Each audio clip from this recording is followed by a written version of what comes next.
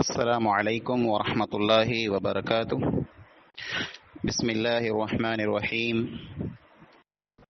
मौलाना अब्दुर रहीम बच्छमी रहमतुल्लाह अलैह, episode number 12, जंहिंमें मौलाना जी दावत अने तबलीग जो तरीक़ो कहिड़ो हो तंहिंजे सिलसिले में ॻाल्हि थींदी।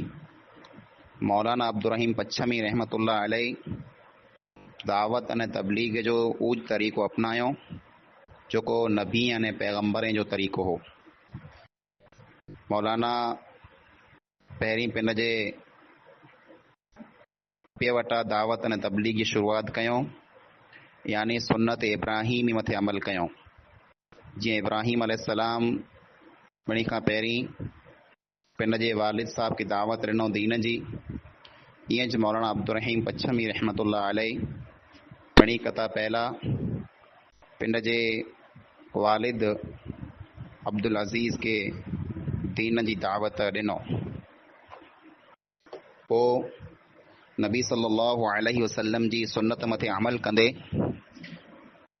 पिंड जे कुटुंब कबीले ख़ानदान के दीन जी दावत ॾिनो।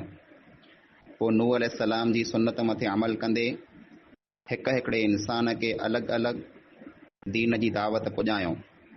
कॾहिं कॾहिं मौलाना अब्दुर रहीम बच्छमी रहमतुल्लाह अलैह हिकिड़े जे इंसान वटि 3 ॾींहं थिया हूंदा हुआ, हुनखे नसीहत कंदा हुआ, सम्झाईंदा हुआ जे थी सघे ई माण्हू हिदायत मथे अची वञे। जिते पण माण्हूअ बेरा थी मजमू वे मजलिस वे उते वञी करे माण्हूअ खे नसीहत से नवाज़ींदा हुआ। शादी या मौत जे मौक़े मथे ख़ासि करे माण्हूअ खे इस्लाम जी तालीम ॾींदा हुआ। मौलाना जो जेको लहजो हो, ॿोले जो जेको अंदाज़ हो, उहो अवामी हो, यानी इन अंदाज़ में ॻाल्हि कंदा हुआ जे हर के इंसान खे ॻाल्हि सम्झे में अचे। अने उन ज़माने जा जेको उलमा हुआ उन खे पण मौलाना इहा ज ॻाल्हि अने इहा ज नसीहत कंदा हुआ जे ऐं हक़ ॻाल्हि लिकायो न, हक़ ॻाल्हि माण्हूअ खे साम्हूं पधरी कयो। पब्लिक में अवाम में अक़ली अने मंतिकी अंदाज़ में वधारे ॻाल्हि कंदा हुआ, यानी माण्हूअ खे अहिड़ियूं दलीलूं ॾींदा हुआ जे साम्हूं जेको इंसान वे उन वटां को पण जवाब न अचे। अवाम में जर हूंदा हुआ तेरा अक़ली अने नक़ली यानी मंतिकी दलीलूं ॾींदा हुआ, अने उलमा में जर हूंदा हुआ तेरा क़ुरान अने हदीस जूं ॻाल्हियूं वधारे पेश कंदा हुआ, यानी आयतूं अने हदीसूं। पोइ मौलाना फ़क़ीर इंसान खे ख़िताब कयूं, सम्झायूं। फ़क़ीर उहो इंसान जेको मंगण अचे, दुर्वेश बनी करे घरो घर फिरे, तंहिंखे मौलाना ख़िताब कंदे चयां जे अल्लाह ताला आंजी सूरतें खे आंजी ज़बान खे नथो न्यारे, अल्लाह ताला आंजे माल के नथो न्यारे, अल्लाह ताला आंजे अमल के अने आंजी दिलि खे न्यारे थो। जेको इंसान अल्लाह ताला वटि सची दिलि सां साफ़ दिलि सां हाज़िर थींदो उहो इज़त कमाईंदो। यौम ला यनफ़उ मालुन वला बनून इल्ला मन अतल्लाह बिक़ल्बिन सलीम, यानी जंहिं ॾींहुं इंसान खे माल अने औलाद कम की न अचींदो मगर इंसान जेको सची अने साफ़ दिलि से अचींदो उन इंसान खे इहा दिलि कमु अचींदी। मौलाना नी फ़क़ीरें खे चवंदा हुआ, चई पिंड खे ख़लीफ़ो चओ था, को इंसान पिंड खे अजमेरी चए, को इंसान पिंड खे ग़ुलाम चए थो। पोइ रोट 11मो ख़त्मो अने मेड़े जो खाधो अने हाज़रात जूं मानियूं ई मड़े वस्तू ऐं गिनो था अने खियो था। पण ॻाल्हि यादि रखो जे ई जेकी पण गैरुल्ला जे नाले मथे थी तो ई बदतरीन सूअर जे गोश्त वांगुरु आहे, जंहिंजो खियणु हराम आहे। अने जेको इंसान हराम खाई खाई वॾो थींदो आख़िरत में उहो आग जे हवाले थींदो। हदीस में है ला यदखुलुल जन्नत जसदुन गुदिय बिहरामिन, यानी अहिड़ो जिस्म अहिड़ो अंग इंसान जो जिस्म जेको आहे उहो जन्नत में दाख़िल की न थींदो जेको जिस्म हराम माल खाई खाई वॾो थियो वे। त जेको इंसान सॼी ज़िंदगी हराम मथे कटीं था, हराम खाइनि था, माण्हुनि जो माल अलॻि अलॻि बहाने से लूटीं था, उन जी हिकिड़ो हालत थींदी। अने उहो ज़मानो अची वियो जंहिं ज़माने में, जंहिं ज़माने जे बारे में नबी सल्लल्लाहु अलैहि वसल्लम चयो हो लयअतियन्न अलन नासि ज़मानुन ला युबालिल मर्उ बिमा अख़दल माल अम मिन हलालिन अम मिन हराम। ये माण्हू मथे अहिड़ो ज़मानो अचींदो जे इंसान खे इहा परवाह पण कीण हूंदी जे उहो रोज़ी जेको खाए थो उहा हलाल आहे या हराम आहे। इब्न अब्बास रज़ी अल्लाहु तआला अन्हु बयानु कईं था, जंहिं पेट में हराम जो लुक़्मो पुॼी वञे, हराम जो गटो पुॼी वञे, उनजी नमाज़ पण क़बूल नथी थिए। त पोइ उन इंसान जो कुरो हाल हूंदो जेको गैरुल्लाह जे नाले मथे, जंहिंखे क़ुरान शरीफ़ सूअर जे गोश्त जे बराबरि चए, उन सॼी ज़िंदगी इन गैरुल्लाह जे नाले मथे जेको ताम तयारु थींदा, खाई खाई ज़िंदगी सॼी कढी छॾियऊं। पोइ मौलवी अब्दुर्रहीम पच्छमी रहमतुल्लाह अलैह उन ज़माने जे मौलवीअ खे ख़िताब करे तक़रीर करे चवनि था, जे हक़ ॻाल्हि ऐं लिकायो न, ऐं चओ था जे इस्लाम जी बुनियादु 5 वस्तुअ मथे आहे, कलमो उन मां पहिरें नंबर मथे आहे, जंहिंजो माना आहे ला इलाहा इल्लल्लाह, यानी अल्लाह खां सवा को पण माबूद न आहे। ऐं माण्हूअ खे कलमो त ई सेखारियो था, पण कलमे जी जेको तफ़सीर आहे, माना मफ़हूम आहे, नथा माण्हूअ खे ॾसियो, अने माण्हूअ खे जेको अमल ऐं ॾसियो था उहो कलमे जे ख़िलाफ़ आहे। ज़ात में यानी अल्लाह हिकिड़ो आहे, इन में त मके जा मुशरिक पण अल्लाह खे मञंदा हुआ, पण सिफ़ात में उहे शिरक कंदा हुआ। इलाहियत में यानी अल्लाह माबूद हिकिड़ो जे तंहिं में उहे शिरक कंदा हुआ। जीअं त अॼु आने फ़तवनि जे कारणे अने आने अमलनि जे कारणे माण्हूअ क़बर वारे वली वटां दुआऊं मङे पिया, मुश्किलात में मुसीबत में उन खे पुकारीअ पिया। हर क़िस्म जूं नेमतूं, औलाद, खीर, तंदुरुस्ती, सिहत, चङम भलाई, रोज़ी रिज़्क, इहे मड़े वस्तु जेको रहियूं इहे औलिया किराम वटां मङे था, अने इहे वस्तु मिले थियूं त इहे चवनि था असांखे वली ॾिनो हुयूं। पोइ औलिया किराम जी क़बर मथे वञी करे ॾिया ॿारीअ था, नज़रो नियाज़ कयूं था, क़बर जा तवाफ़ कयूं था, उन खे साम्हूं सजदा कयूं था, अने गोॾे वराण उन खे साम्हूं वेह था, अने क़बर जा तवाफ़ कयूं था, क़बर वटि वञी करे एतिकाफ़ कयूं था। इहे मड़े अमल हराम ई अने शिरक ई इहे वस्तू ऐं माण्हूअ खे ॾसियो। ईअं ज अल्लाह जल शानो जी सिफ़ात में, इबादत में ॿिए पीरे अने वली खे शरीक जेको माण्हू बनाए वेठा आहिनि। अॼु जे ज़माने जा मौलवी जेको आहिनि, उन ज़माने जे मौलवी खे मौलवी अब्दुर्रहीम पच्छमी चयो हो जे अॼु इन जा जेको ज़माने जा मौलवी रहिया, इन जो सिर्फ़ु ईज कमु आहे जे खोटा फतवा ॾेई, खोटियूं तफ़सीरूं करे, खोटियूं तशरीहूं ऐं तावीलूं करे, अने माण्हू वटां पैसा गिने पिया अने ज़िंदगी गुज़ारियूं पिया। इन जी शुरूआति नूरनामा किताब वटां थिए थी, मजमुउल फ़वाइद वटां थिए थी, अने इन जी इंतिहा अने क़ससुल अंबिया, कंज़ुल इबरा, दिलाल ख़ैरात अने सैयद वारी सिंधीअ मथे पूरी थिए थी। इन इंसान दीन खे अहिड़ो मुश्किल बनाए छॾियो हुयो जो इंसान लाइ करे ई दीन इन मथे अमल करणु ॿोरो मुश्किल बनी वियो आहे। एतिरे सूदीअ जे मेह खे ॾोणी वे, मेह जो खीर कढणो वे, त इन में पिणु ऐसी फ़र्ज़ लॻाए छॾियो हुयो। हालांकि वज़ू करणो, हथ मुंहुं धोअणा, तहारत हासिल करणी ख़ासी ॻाल्हि आहे, पण ई मड़े वस्तु नमाज़ लाइ करे ज़रूरी आहिनि। ॿियूं इबादतूं जेको ऐं ॿिया कमकार जेको रहिया, इंसान जा मामलात जेको रहिया दुनिया जा, उन में ई वस्तु ज़रूरी न आहिनि। तंहिंखां सवाइ इहे पण जे वज़ूअ में पण ऐसी फ़र्ज़ मुक़ररु कयूं हुयूं, जीअं नबी सल्लल्लाहु अलैहि वसल्लम जा 4 ख़लीफ़ा हुआ, अबू बकर, उमर, उस्मान, अली रज़ी अल्लाह ताला अन्हुम अजमईन। ईअं जे इन मौलवी 4 इमाम पण मुक़ररु कयूं। हालांकि इन इमाम जहिड़ा ॿिया पण कई इमाम फ़ज़ीलत वारा आहिनि, इमाम बुख़ारी, इमाम मुस्लिम, इमाम तिरमिज़ी वग़ैरह, पण न ॿिए इमाम खे उन इमाम भेरो न गॾियो, बल्कि सिर्फ़ु 4 आलमे के 4 इमाम खे गॾे करे इमाम अबू हनीफ़ा, इमाम शाफ़िई, इमाम अहमद बिन हम्बल अने इमाम मालिक रहमहुमुल्लाह अजमईन, इन 4 इमाम खे इमाम बनायो। पोइ तंहिंखां अॻियां वधी करे पोइ इन ॿिए इमाम खे अने ॿिए ख़लीफ़े खे पर इन में आहिस्ता आहिस्ता जोड़ियो। पोइ इन क़िस्म जूं कई बिदअतूं इन दीन में शामिलु कयूं। रुगो एतिरो न, पोइ फ़र्ज़ जेको इंसान मथे लागू थी थो, उन फ़र्ज़ जी फ़र्ज़ियतुनि जो पण 4 शर्तूं लिखूं। हालांकि अल्लाह रब्बुल आलमीन फरमाए थो अतीउल्लाह व रसूल लअल्लकुम तुरहमून, ऐं अल्लाह ने अल्लाह जे रसूल सल्लल्लाहु अलैहि वसल्लम जी इताअत कयो त ऐं कामयाब थी वञो। पोइ इन मुल्लाइन ऐं मौलवी अल्लाह जी मख़लूक खे धोखो ॾिनो हुयो। मैयत खे माफ़ करण लाइ करे क़ुरान खणी न वेठा हुआ था, क़ुरान गमिया खोले न पढ़े पिया जे असां मैयत खे माफ़ करायूं था। मौलवीअ जे हथ में क़ुरान ॾेई ॾियो, 2-4 रुपया ॾेई ॾियो, क़ुरान शरीफ़ हथ में खणंदो अने रखंदो, अने ईअं करे आंजे मैयत खे माफ़ कराए छॾींदो। पोइ जेकॾहिं कंहिं इंसान जी दिलि अञा पण मुतमइन न वे त अहदनामो लिखी करे अने मोहर लॻाए करे क़बर में मैयत जे सिराणे रखी छॾीए था जे हाणे तव्हांजो मैयत बिल्कुलु कामयाब थी वियो। हालांकि अल्लाह ताला इन अक़ीदे जे बिल्कुलु ख़िलाफ़ ईमान ऐं अमल खे शर्त बनाए जेको इंसानु अमल करे अचींदो ईमान वारो हूंदो उहो जो इंसानु कामयाबु थींदो। ईअं जिनी मुल्लनि ऐं मौलवी अब्दुर्रहीम पच्छमी जे साम्हूं क़िस्मे क़िस्मे जूं मुश्किलात पैदा कयूं अने मौलवी अब्दुर्रहीम पच्छमी रहमहुल्लाह इन खे सम्झाईंदा रहिया। पोइ जंहिंखे हिदायत मिलणी हुई उन खे हिदायत मिलई, उहो लबैक सही करे दीन मथे आया, अने जंहिंखे हिदायत न मिले वारी हुई उन खे न मिलई। ये अहिड़ो वक़्तु हो, 14वीं सदी हुई। इन ज़माने में ऑल इंडिया अहले हदीस कॉन्फ्रेंस अञा हिन हिंदुस्तान में वजूद में आई हुई। हिन जमात जी आवाज़ जेको आहे अञा पंहिंजे मुल्क सुधी पंहिंजे इलाइक़े जी सरहद सुधी पुगी की न वई। मौलवी अब्दुर्रहीम पच्छमी रहमतुल्लाह अलैह उन ज़माने में हिते हक़ जी ॻाल्हि बुलंद कयूं। पोइ ॿिया माण्हू पण कई अहिड़ा हुआ जेको वाट निहारे वेठा हुआ तौहीद जी, उन मौलवी अब्दुर्रहीम पच्छमी रहमतुल्लाह अलैह खे साथ ॾिनो। जीअं हाजी अहमद मल्ला पिन जी शाइरी जे ज़रिए मौलाना जी मदद कई। मोहम्मद ख़ैर मोहम्मद निज़ामाणी अख़बार रिसाला छापा जेको आहे उन खे कढी लिखी करे ख़ासि करे उन जी किताब सैफ़ुल मुवहिदीन, इन किताब में उन शिरक जी अने शिरकी अमले जी वधारे तरदीद कयूं। अने तौहीद जी दरख़्त जेको हो तंहिंखे पाणी ॾिनो।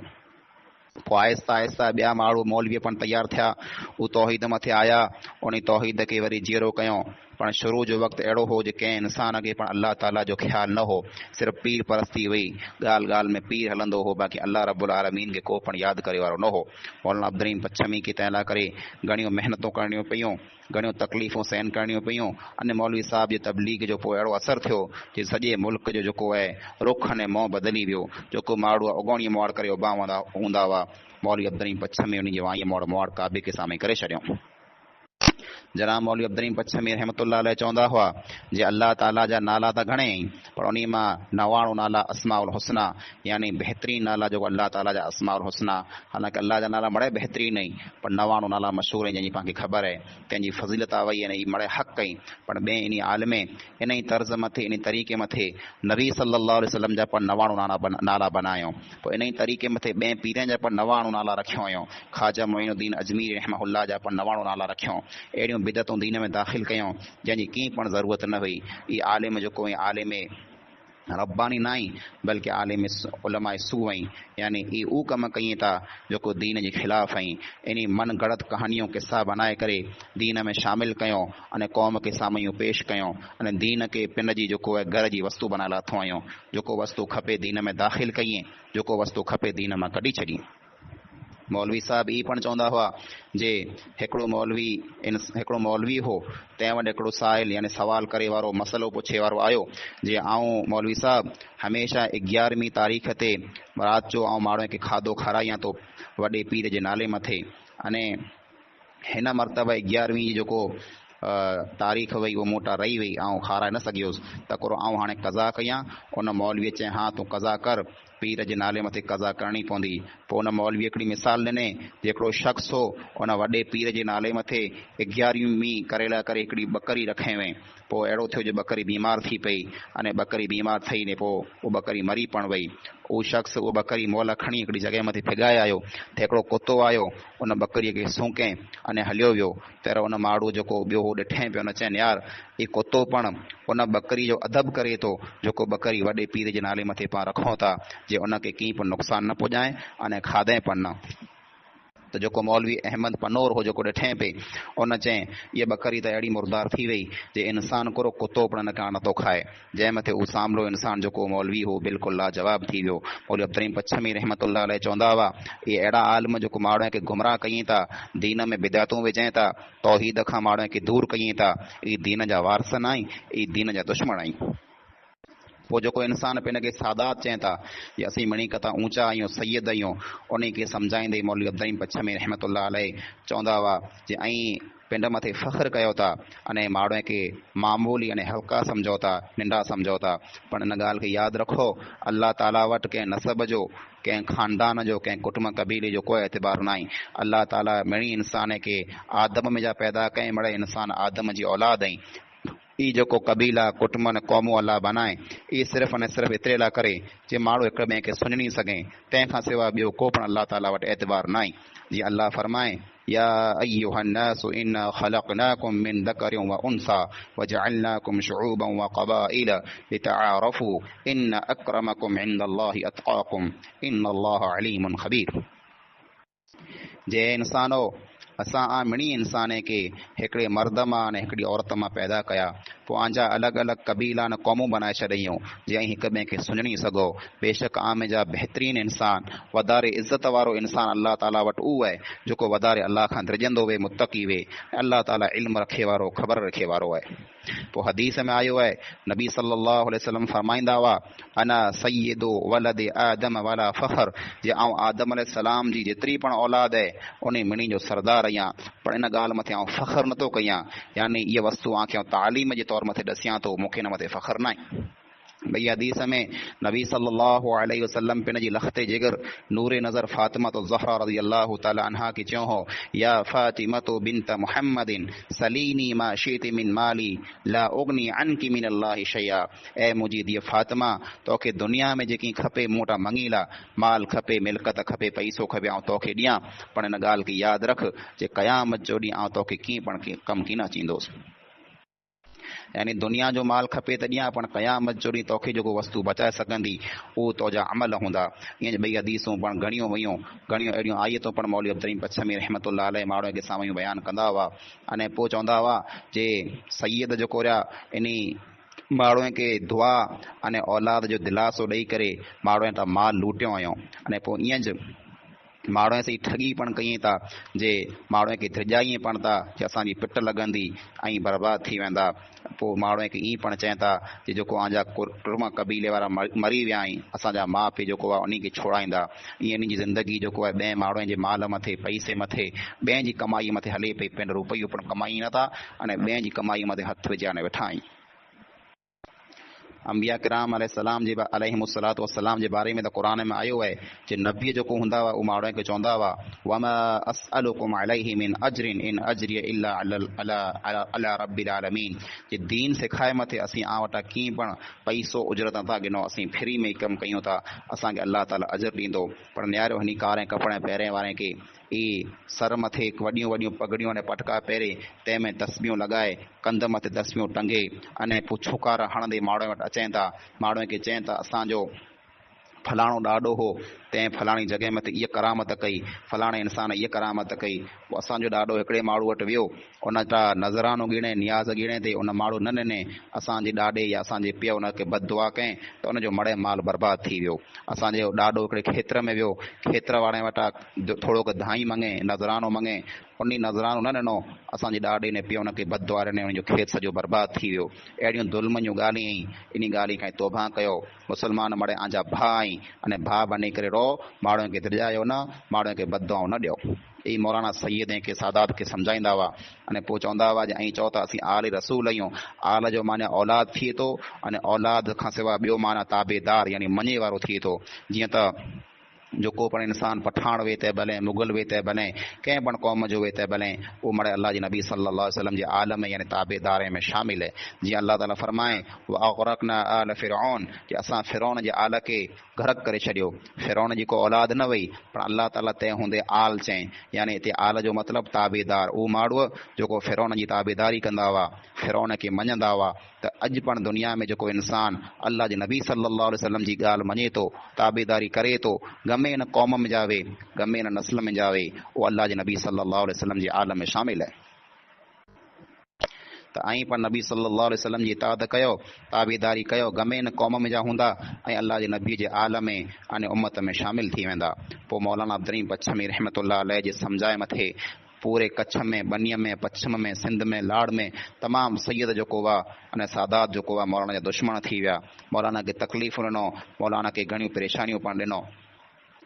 अने सादात ने पीर जेको हुआ उहो माण्हुनि खे चवंदा हुआ ही वाबी मौलवी है, बेअदब है, आले रसूल जो मुनकर है, इन जी ॻाल्हि न सुणो, अने जेतिरो थी सघे इन खां लवारो। पोइ क़ौम जे सरदार खे आगेवान खे पटेल खे वॾेरे खे पण मौलवी अब्दुर्रहीम पच्छमी रहमतुल्लाह अलैह नसीहत करे सम्झायो जे ऐं ॻोठ जा मुल्क जा रईस आहियो सरदार आहियो वॾेरा आहियो पण ऐं मुल्क में फ़ैसिला पिंड जे मन मुताबिक़ कयो था जीअं आंखे ठीकु लॻे अहिड़ा मन घड़त फ़ैसिला कयो था हिकिड़े माण्हू जा हक़ झटे ऐं ॿिए माण्हू खे ॾियो था ऐं रिश्वत जे मथे कमु कयो था अने कुटुंब कबीले खे क़ौम खे नियारे करे कमु कयो था नियारियो ख़बरदार सुणी लाहियो ऐं जेकॾहिं अहिड़ो मड़े फ़ैसिलो कंदा जे हक़ हिकिड़े माण्हू जो ॿिए खे ॾींदा त ऐं सम्झी लाहियो आंजे पेट में दोज़ख जी बाहि भरियो पिया मुल्क में अल्लाह ताला जे हुकुम जे मुताबिक़ फ़ैसिला कयो अने न कंदा त अल्लाह ताला अहिड़े इंसान जे बारे में फ़रमाए जेको इंसान अल्लाह जे फ़ैसिले अल्लाह जे हुकुम जे मुताबिक़ फ़ैसिला न कई उहो काफ़िर ऐं उहो ज़ालिम ऐं फासिक़ कई अल्लाह जे नबी जी ॻाल्हि मञो अल्लाह जे रसूल सल्लल्लाहु अलैहि वसल्लम जी ॻाल्हि मञो अल्लाह जी ॻाल्हि मञो अने ईमान वारे मोमिन जी ॻाल्हि मञो उन जे मुताबिक़ फ़ैसिला कयो ईअं मौलाना ॿियूं पण कई दलीलूं ॾेई करे